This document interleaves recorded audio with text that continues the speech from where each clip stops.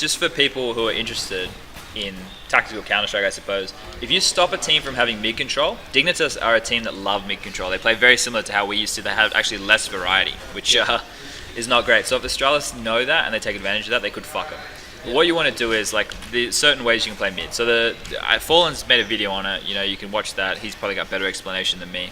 He's quite articulate when it comes to Counter-Strike. But obviously one cat or short, one window, and one connector, right? Yeah. And what we used to do was teams would throw this smoke here, and what we do is that would be called the Hellraiser smoke, right? Yeah. So assume that Yam was AWPing window. He'd go window and he'd spot mid. If he sees the smoke, he calls it. Now he's safe right now. When the smoke's popping, he'd Molotov behind the box, and that would force that player out on the left or right side. Azza would be the cap player. He'd push up and he'd get ready to take this jewel or this jewel, and I'd be the connector player. Now basically, what my job as the connector player to do was keep underpass blocked. Yeah. So Yam could keep fighting and Aaron could keep fighting. You know, I could trade or I could swing out. So like when we're doing this to stop the mid and to push them off, make them waste their utility and not be able to do a lot, I'd like molly underpass, nade underpass, watch it and shit. And then if they threw a smoke at window, Yam would jump out, he'd AWP underpass, and then I'd help Azza in mid.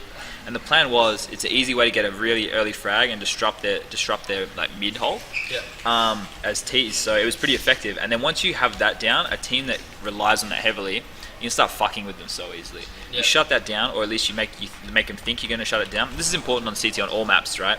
To set a precedent of how you want to play it and to stop them from doing something. And once you've done that, you change it up and you're always ahead. Yeah. Even if you lose, it's in the back of their mind that you might do it on the round again.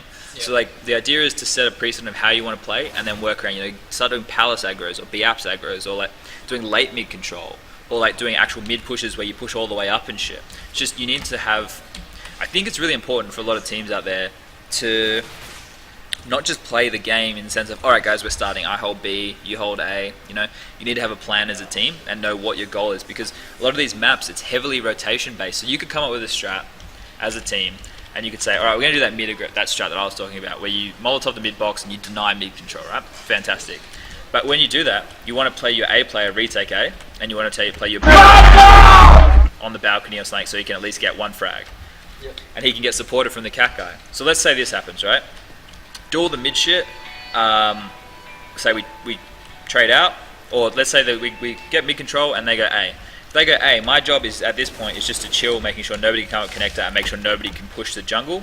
Yam will come out a window, he'll rotate back around to CT. The CT go a hole, which would be Ustillo. JKS will rotate through late and he'll either come through window or back to CT with them. And Azza's job would be to hold mid and make sure they can't come connector or boost window. You need to really like understand about how you're going to rotate and shit. And that's really important.